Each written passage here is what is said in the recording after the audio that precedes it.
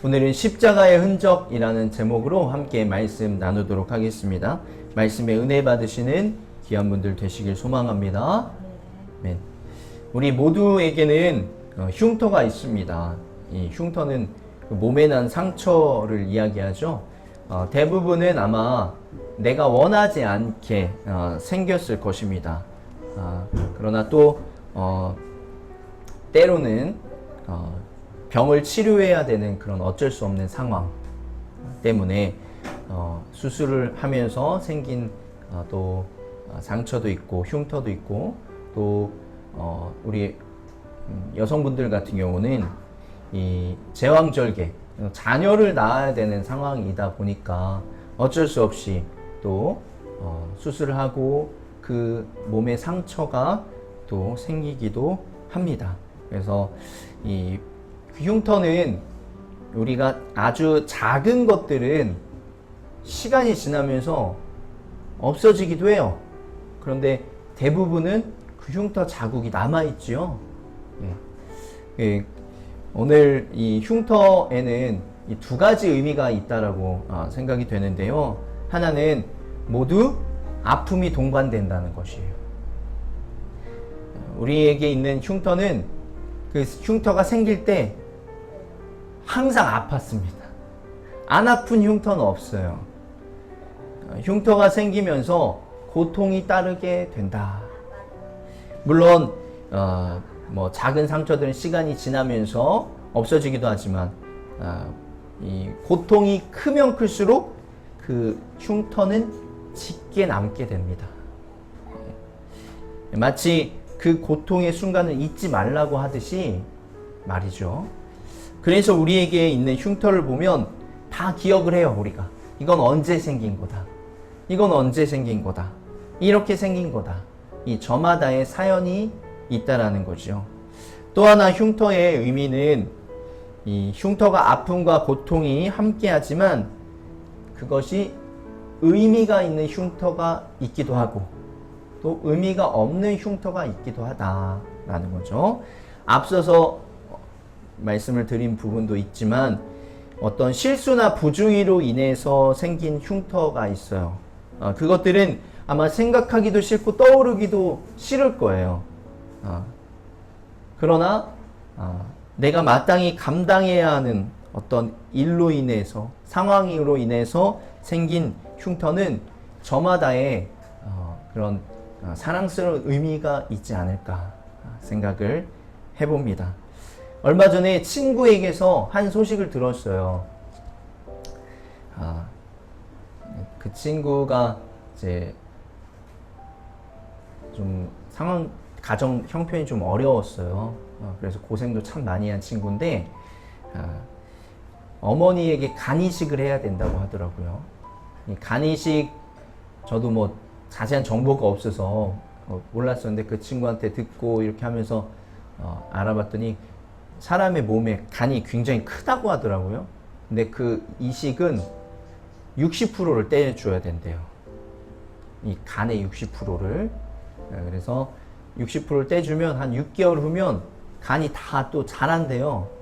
근데 간이 굉장히 크다고 하잖아요. 그러면 그걸 이제 꺼내려면 잘라서 이식을 하려면 몸에 또 얼마나 큰 상처가 남을까 이런 생각들을 해보게 됩니다. 물론 과정이 굉장히 복잡해요. 어머니가 나와 맞는지 검사도 해야 되고 또 맞는다고 하면 또 그 이식한 후에 과연 그게 또 제대로 정상 작동이 될까 이런 부분까지도 알 수 없는 상황들이 많이 있지요.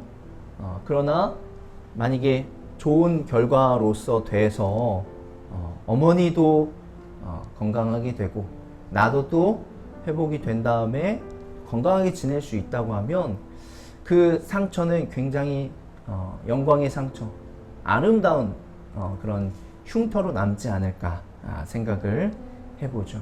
그런 의미에서 그런 흉터는 정말 아무 의미 없는 흉터가 아닌 거죠. 오늘은 이 흉터, 또 뭐 비슷한 말로 상처라고 말할 수 있는데 이것에 대해서 좀 말씀을 나누려고 합니다. 이스라엘의 역사에서도 이 아픔과 고통의 이 흉터가 많이 있습니다. 우리나라도 이 역사를 보면 아픔과 고통의 이 흉터가 많이 있죠. 외세의 침략을 굉장히 많이 당했다. 쉽게 얘기해서 라고 볼 수 있습니다. 이 예레미야가 이 남유다가 나라를 잃을 이 상황 앞에서 그토록 외쳤습니다. 하나님께로 돌아올 것을. 그러나 하나님께로 결국은 돌아오지 않았고 이 나라를 잃은 이 아픔과 고통이 고스란히 흉터로 남아있게 되었습니다. 그러나 그 흉터를 바라볼 때 우리에게는 또 이스라엘에게는 우리가 어떤 민족인지 정체성을 발견하게 된다라는 것이에요. 우리 믿는 사람들에게는 어떠한 흉터가 있어야 될까요? 이것에 대해 오늘 좀 나눠보고자 하는데 같이 한번 따라해볼까요? 우리들은 하나님께로 돌아가려면 마음의 흉터가 있어야 합니다. 성경에서는 마음의 흉터를 뭐라고 얘기하냐면 마음의 할례라고 이야기합니다. 같이 한번 따라해볼까요? 마음의 할례. 예레미야 4장 1절이에요. 이스라엘아 정말로 내가 돌아오려거든 어서 나에게로 돌아오너라. 나 주의 말이다. 내가 싫어하는 그 역겨운 우상들을 내가 보는 앞에서 버려라. 내 마음이 흔들리지 않게 하여라. 또 4절에 유다 백성과 예루살렘 주민아 너희는 나 주가 원하는 할례를 받고 너희 마음의 포피를 잘라내어라. 그렇지 않으면 너희의 악한 행실 때문에 나의 분노가 불처럼 일어나서 너희를 태울 것이니 아무도 끌 수 없을 것이다. 이 성경에서 우리 할례를 이야기하죠. 여기 계신 분들 다 성인이시니까 말씀을 드리면 이 할례는 이 오늘날로 얘기하면 포경수술을 이야기하는 거잖아요. 맞죠? 예. 그런데 할례는 뭐 여성 할례도 있습니다. 근데 보통은 이 여기 성경에서 이야기한 할례는 남성의 할례, 포피를 제거하는 그런 할례인 것입니다. 뭐 최근에는 뭐 건강상의 이유로 뭐 한다 안 한다 뭐 여러 가지 이유가 있지만 이스라엘 사람들은 온전히 신앙적인 이유로 할례를 한 것입니다. 왜 그렇죠? 난지 7일 만에 어린아이에 그 할례를 행했기 때문에 그것이 건강상의 이유라고는 전혀 볼 수 없고 신앙상의 이유인 거죠. 그런데 조금 더 쉽게 이야기하자면 할례는 이 성기에 있는 끝부분을 잘라내는 것입니다. 여기에서 오늘 성경에서 이야기하는 것은 이 할례라고 해서 실제 할례를 이야기하는 것도 있지만 이 사람들이 이미 할례를 다 받은 사람들이에요. 그러니까 무엇을 얘기하냐? 마음의 할례를 얘기하는 거죠.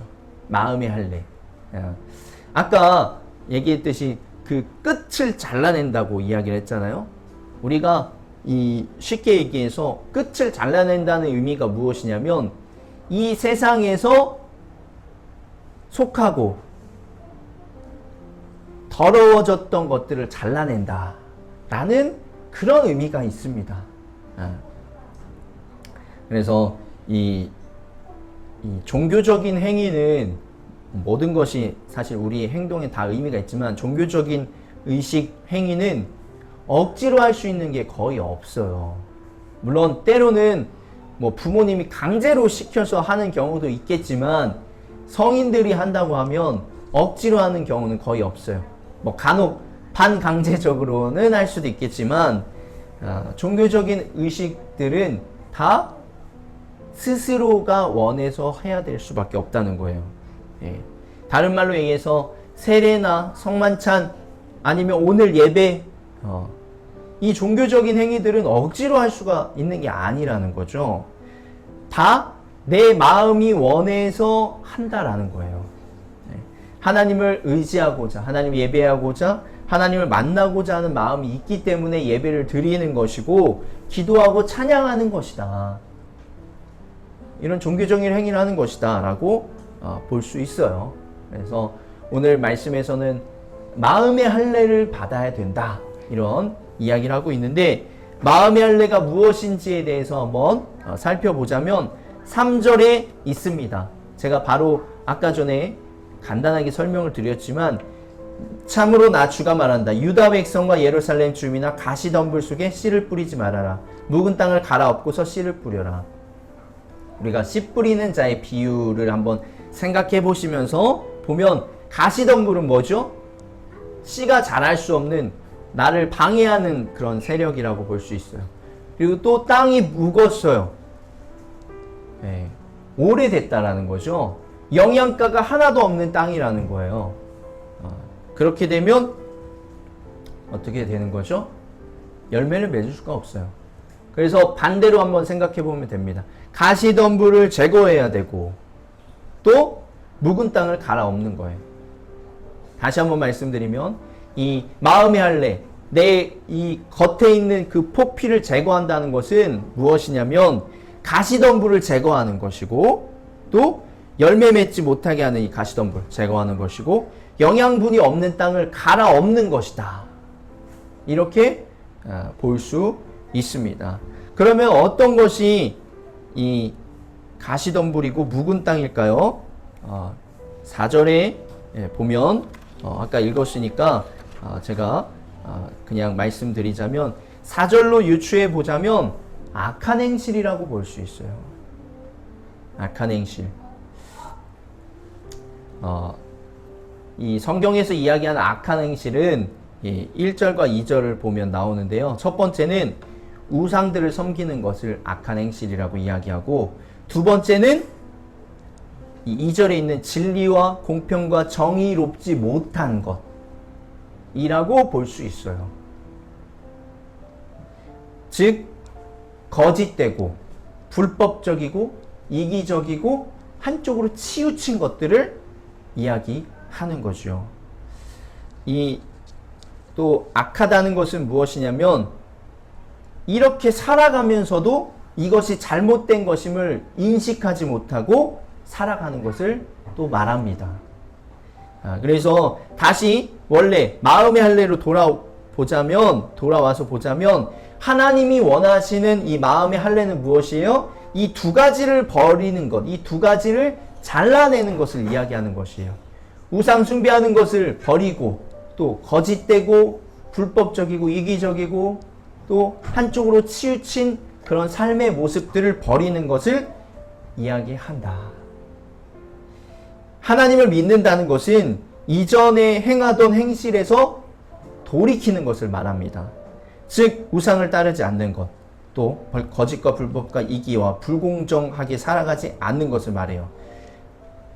다른 말로 얘기하면 성경에 이야기하는 것처럼 신앙적으로 하나님을 잘 섬기고 또 삶적으로는 진실되고 공평하고 정의롭게 살아가는 것을 말한다 라는 거죠. 이렇게 살아가는 사람이 하나님을 믿는 사람이다. 그리고 이렇게 살아가는 사람이 하나님께 돌아온 사람이다 말할 수 있습니다. 이 마음의 할례라는 개념이 신약에 오면 이제 십자가의 흔적이라고 말할 수 있어요. 로마서 6장에 보면, 우리의 옛사람이 그리스도와 함께 십자가에 달려 죽은 것은 죄의 몸을 멸하여서 우리가 다시는 죄의 노예가 되지 않게 하려는 것임을 우리는 압니다.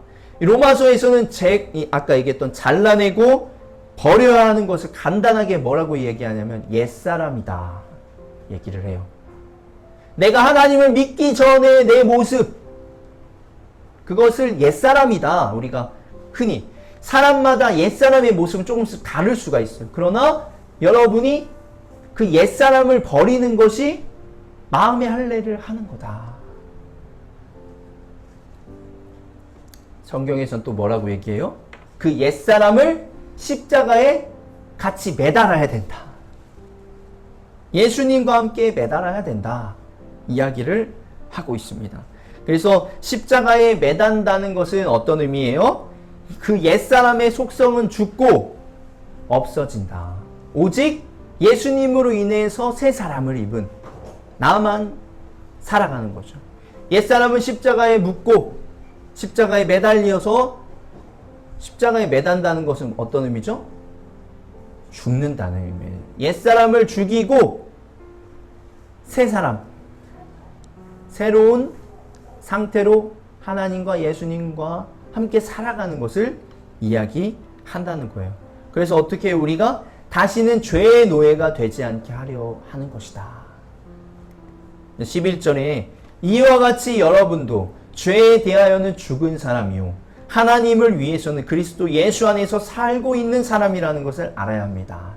즉 우리는 죄에 대해서는 죽은 사람이 되어야 되고 하나님을 위해서는 그리스도 예수 안에서 살고 있다. 우리가 어떻게 살아가야 된다는 거예요? 예, 하나님을 위해서 그리스도 예수 안에서 살고 있다. 같이 한번 따라해 볼까요? 하나님을 위해서 그리스도 예수 안에서 살고 있다. 네, 이렇게 고백할 수 있는 분들이 되어야 된다는 거예요. 그래야 우리는 죄에 대하여는 죽은 사람, 하나님을 위해서는 예수 그리스도 안에서 살아있는 사람이 되어야 된다. 우리 안에 죄를 다 긁어내서 그 마음에 아까 얘기했던 그 묵은 땅을 기경한다라는 개념으로 생각하면 우리의 죄를 다 뒤집어 엎어서 그 안에 영양분이 있는 땅이 되게 한 다음에 누구를 심어야 돼요? 예수 그리스도를 심는 거예요. 우리 안에 예수 그리스도를 심어서 예수님이 자라서 우리 안에 꽉 차 있는 거죠. 예, 이것을 성령 충만이라고도 할 수 있고 우리가 새 사람을 입었다라고 그렇게 표현을 할 수 있는 것입니다. 할례는 우리가 세례도 마찬가지지만 한 번 받으면 끝이에요. 그 행위적인 거는 한 번밖에 할 수가 없는 거예요. 더 할 수는 없어요. 그러나 마음의 할례는 몇 번이고 할 수 있다는 거예요.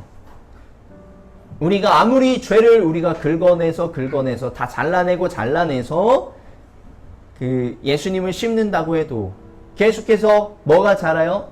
우리가 땅의 개념으로 생각해 보면 쉬운데 아무리 기경하고 해도 잡초들도 자라고 쓸데없는 것들이 계속 자라요. 그러면 어떻게 해야 돼요? 다시 그것을 또 제거하는 작업들을 계속해야 된다. 즉 마음의 할례를 계속해야 된다. 주님, 내 죄를 사하여 주십시오. 내 죄를 없애 주십시오. 내 옛사람을 없애 주십시오. 이렇게 계속해서 우리가 기도해야 되고 없애버리려고 노력해야 된다라는 거예요. 우리가 아무리 지금 여기에서 예배드리고 또 우리가 또 거룩하게 살아갈 때도 있지만 우리는 여전히 죄 가운데 살아가고 여전히 이기적이고 불법을 행하려고 하고 불공정하고 거짓되게 살아가려고 그런 모습들이 우리에게 있다는 거예요. 그렇기에 우리는 마음의 할례를 계속해야 된다. 이 고린도전서 15장 31절에 뭐라고 표현하죠? 형제 자매 여러분, 나는 감히 단언합니다. 나는 날마다 죽습니다. 이 사도 바울이 표현한 이 날마다 죽는다는 개념이 어떤 것이에요? 날마다 나를, 내 옛사람을 십자가에 못 박습니다. 이겁니다. 이 사도 바울이 불사신도 아니고 부활의 신도 아닙니다. 근데 어떤 것을 이야기하는 거예요? 예수님께서 죽으시고 다시 살아나신 그 개념을 가지고 자기에게 적용시켜서 내가 내 옛사람 날마다 죽입니다. 이렇게 이야기를 하고 있는 거예요. 내가 날마다 마음의 할례를 합니다. 내 세상적이고 거짓되고 불법적이었던 것들을 계속해서 잘라냅니다. 이렇게 고백하고 있는 거예요. 이 교회 안 다니시는 사람들은 이 날마다 죽는다는 개념을 굉장히 무슨 말이냐 이렇게 하겠지만 여러분들 이제 아셨죠? 이 날마다 죽는다는 개념이 나를 날마다 십자가에 매달려서 예수님과 함께 십자가에 못 박는다는 의미예요. 그래서 이것을 무엇이라고 할 수 있어요? 십자가의 흔적이다. 이렇게 표현할 수 있는 거예요. 같이 한번 따라해볼까요? 십자가의 흔적. 네. 우리의 이 옛사람을 날마다 십자가에 못 박은 그 흔적이 있어야 돼요. 십자가에 못 박히면 어떻게 되죠? 여기에 손과 발에 이 예수님 칼에 창에 찔렸잖아요. 이런 흔적들이 우리에게도 있어야 된다라는 거예요. 이런 흔적들을 보면서 처음에 뭐라고 말씀드렸죠? 흉터들을 보면 아, 이거 언제 생긴 거다 이렇게 안다고 했잖아요. 그런 것처럼 내가 예수님께 회개하고 예수님, 제가 날마다 내 옛사람을 십자가에 못 박았습니다. 이런 흔적들을 내 몸에, 내 마음에 이 할례의 흔적을 보면서 그런 것들을 다시 되새기고 기억한다라는 것이에요. 말씀을 마무리합니다. 우리는 옛사람을 십자가에 날마다 못 박아야 합니다. 아멘. 흉터는 남죠. 여러분의 옛사람이 못 박힌 그 흉터가 여러분 안에 남아있길 소망합니다. 그 흉터를 볼 때 내가 더 낮아지고 내가 더 하나님과 예수님을 더 찾게 되고 내가 더 하나님의 사랑, 예수님의 은혜에 대해서 생각해 볼 수 있게 되기를 간절히 소망합니다. 또한 그 여러분의 그 옛사람을 십자가에 못 박은 그 흔적을 바라보며 그 흔적이 여러분을 하나님께로 더 인도하여 주실 줄로 믿습니다. 늘 하나님께로 나아가는 우리 성도님들 되시기를 간절히 소망합니다. 아멘.